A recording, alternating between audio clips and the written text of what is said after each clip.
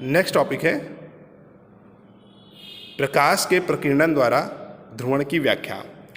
तो जब प्रकाश तरंगें अपने तरंगदैर्घ्य की कोटि के किसी सूक्ष्म कण से टकराती हैं तो इनकी दिशा में यादृच्छिक परिवर्तन हो जाता है। तो ये घटना क्या कहलाती है? प्रकाश का प्रकीर्णन कहलाती है। जब प्रकाश किसी सूक्ष्म कण से टकराता है तो इनकी दिशा में यादृच्छिक परिवर्तन हो जाता है। तो ये जो परिवर्तन होता है ये क्या कहलाता है? प्रकाश का प्रकीर्णन कहलाता है। ठीक है, जिन कणों में प्रकाश का प्रकीर्णन होता है उसे हम प्रकीर्णक कहते हैं। तो प्रकीर्णित प्रकाश आंशिक रूप से ध्रुवित हो जाता है।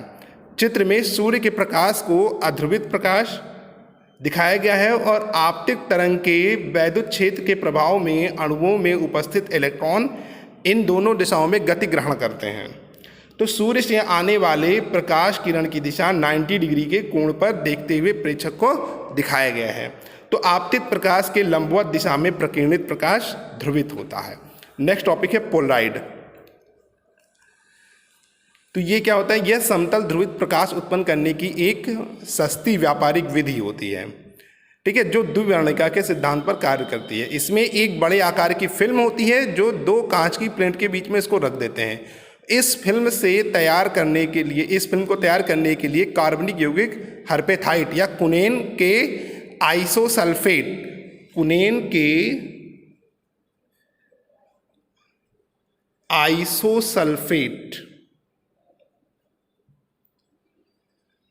के अति सूक्ष्म क्रिस्टल नाइट्रोसेलुलोज की एक पतली चादर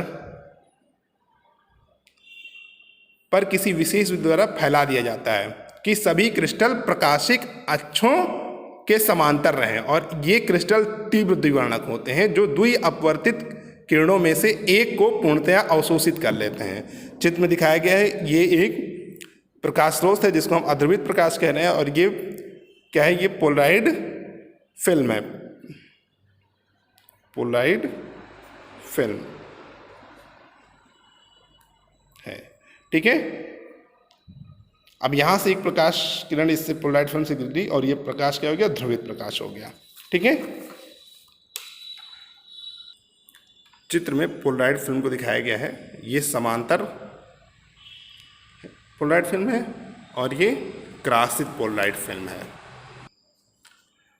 ठीक है, पोलराइड जब अध्रुवित प्रकाश की एक किरण पुंज किसी पोलराइड फिल्म से गुजरती है तो फिल्म केवल उन घटकों को पारगमित करती है जिसके वैद्युत सदिश अणुओं की दिशा के समांतर अर्थात पंक्तिबद्ध अणुओं के लंबवत होते हैं। ठीक है, यानी अणुओं के लंबवत दिशा में कंपन करते हैं तथा यह फिल्म उन घटकों को अवशोषित कर लेती है जो ध्रुवण की दिशा के लंबवत अर्थात पंक्तिबद्ध अणुओं की दिशा के अनुदिश कंपन करते हैं। अणुओं की दिशा में ऐसे से कंपन करते हैं। ठीक है, इस प्रकार पारगमित प्रकाश क्या होता है? समतल ध्रुवित हो जाता है।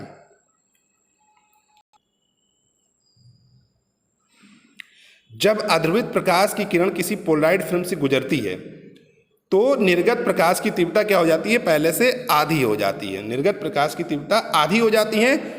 फिर इस पोलराइड को घुमाने पर, जब हम इस पोलराइड को घुमाते हैं तो निर्गत तीव्रता स्थिर रहती है और ठीक है, और निर्गत प्रकाश ध्रुवित है या नहीं इसके परीक्षण के लिए एक दूसरे पोलराइड का उपयोग करते हैं। प्रथम पोलराइड को हम क्या कहते हैं? ध्रुवक कहते हैं। प्रथम पोलराइड को ध्रुवक कहते हैं तथा दूसरे पोलराइड को हम विश्लेषक कहते हैं।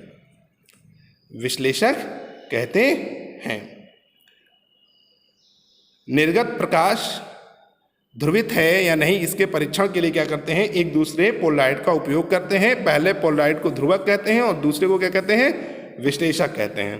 तो जब पोलराइड एक दूसरे के समांतर होते हैं तो पहले पोलराइड द्वारा पारगमित प्रकाश दूसरे पोलराइड द्वारा पारगमित हो जाता है तथा पारगमित प्रकाश की तीव्रता अधिकतम होती है और यह समांतर व्यवस्था कहलाती है। और जब दूसरे पोलराइड को हम 90 डिग्री पर घुमा दिया जाता है तो कोई प्रकाश बाहर नहीं निकलता अर्थात पारगमित प्रकाश की तीव्रता क्या हो जाती है? शून्य हो जाती है। तो यह स्थिति है जब दोनों पोलराइड की ध्रुवण दिशाएं परस्पर लंबवत होती हैं और इस व्यवस्था को हम क्या कहते हैं? क्रासित व्यवस्था कहते हैं। बिल्कुल इस तरीके से ये वाला, ये क्रासित व्यवस्था है और एक समांतर व्यवस्था।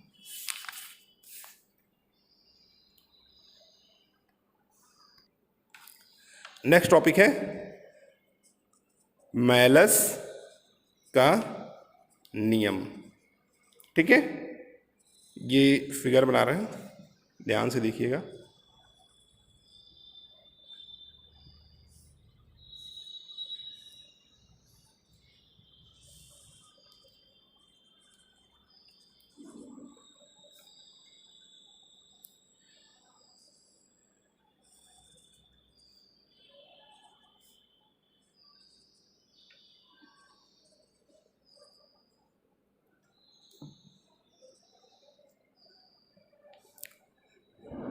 विश्लेषक से निर्गत प्रकाश की तीव्रता विश्लेषक की ध्रुवण दिशा तथा ध्रुव के ध्रुवण की दिशा अर्थात विश्लेषक के ध्रुवण दिशा तथा विश्लेषक पर आपतित प्रकाश के वैद्युत वेक्टर के बीच निर्मित कोण की कोज्या है। कोज्या मतलब कॉस, कॉस के वर्ग के व्युत्क्रमानुपाती होता है। इसी को हम क्या कहते हैं, लॉ ऑफ मैलस कहते हैं। तो मान लिया कि जो विश्लेषक है उस पर पड़ने वाले ध्रुवित प्रकाश की तीव्रता I0 है तथा विश्लेषक तथा ध्रुवक के बीच में बना कोण क्या है, थीटा है।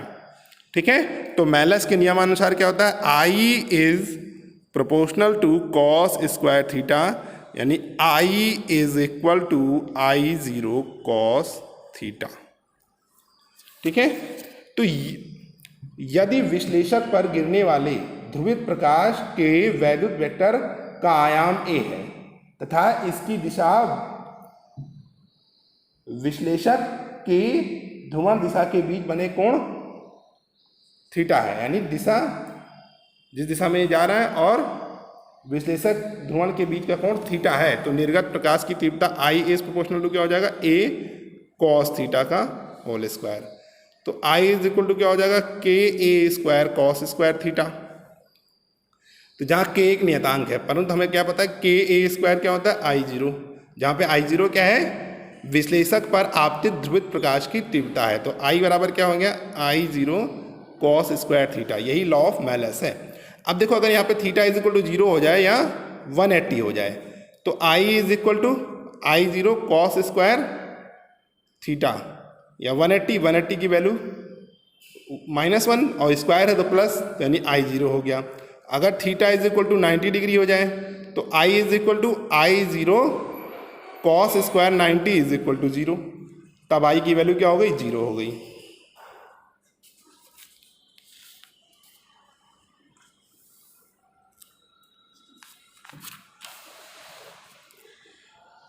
ठीक है, अब अगर यदि पोलराइड पर आपतित प्रकाश अध्रुवित है तो निर्गत प्रकाश की तीव्रता का हम औसत निकालते हैं, यानी I is equal to 0 to 2 pi I0 cos square d theta upon 0 to 2 pi d theta. तब I0 हो जाएगा 0 to 2 pi cos 2 theta plus 1 upon 2, और ये हो जाएगा theta 0 to 2 pi d theta.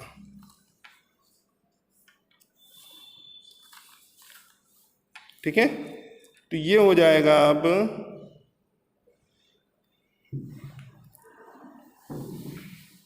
इसको हम सॉल्व करके इंटीग्रेट करेंगे तो वैल्यू आ जाएगी I0 अपान 2 पाई, यानी I0 अपान 2। तो मैलस के नियम से यह सिद्ध होता है कि यदि पोलराइड पर आपतित प्रकाश अध्रुवित है तो पोलराइड से निर्गत होने वाले प्रकाश की तीव्रता आपतित प्रकाश की तीव्रता की आधी हो जाती है। नेक्स्ट टॉपिक है पोलराइडों को उपयोग। तो पोलराइड का धूप के चश्मों के निर्माण में तथा खिड़की के शीशे आदि में प्रकाश की तीव्रता को कम करने के लिए उपयोग इसका करते हैं। पोलराइडों का उपयोग फोटोग्राफी कैमरों व 3D फिल्म व चलचित्रों कैमरों में भी किया जाता है, वीडियो बनाने के लिए भी किया जाता है। ठीक है, पोलराइडों का उपयोग धातुओं की प्रकाशीय गुणों का अध्ययन करने तथा क्रिस्टलों